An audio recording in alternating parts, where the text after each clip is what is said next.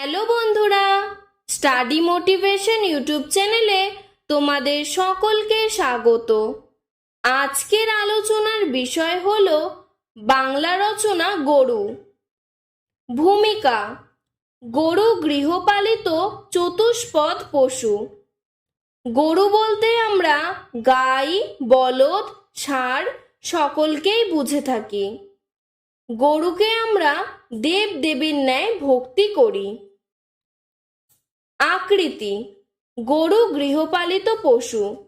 এর দুটি বড় বড় কান ও দুটি শিং আছে।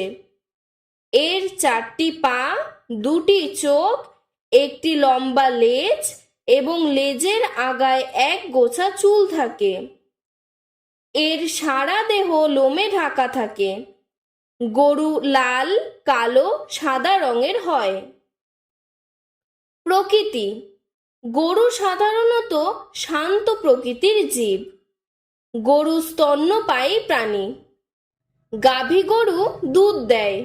বলদ গরু লাঙল টানে। প্রাপ্তিস্থান: গরু পৃথিবীর সব দেশেই পাওয়া যায়। শীত প্রধান দেশের গরু আর গ্রীষ্ম প্রধান দেশের গরু পৃথক জাতের হয়।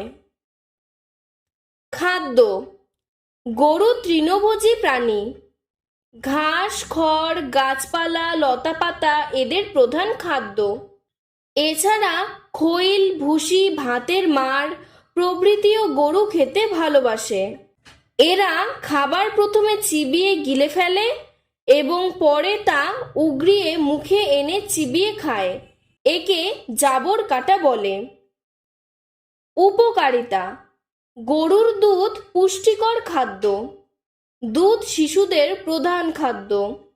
দুধ থেকে ছানা, মাখন, ঘি ইত্যাদি নানা প্রকার খাদ্য তৈরি হয়। গরুর চামড়া থেকে ব্যাগ, জুতো এবং শিং থেকে ছুরির বাট, চিরুনি ইত্যাদি তৈরি হয়। গরুর হাড় এবং গোবর থেকে সার তৈরি হয়। গোবর থেকে ঘুঁটে জ্বালানি হয়। বর্তমানে গোবর থেকে গ্যাস বিদ্যুৎ উৎপন্ন হয়।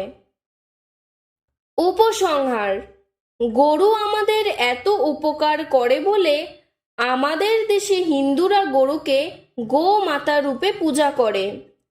আমাদের প্রত্যেকের গরুর প্রতি যত্নবান হওয়া উচিত। আজকের ভিডিওটি এতটুকুই।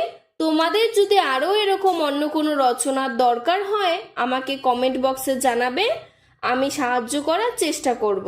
ধন্যবাদ।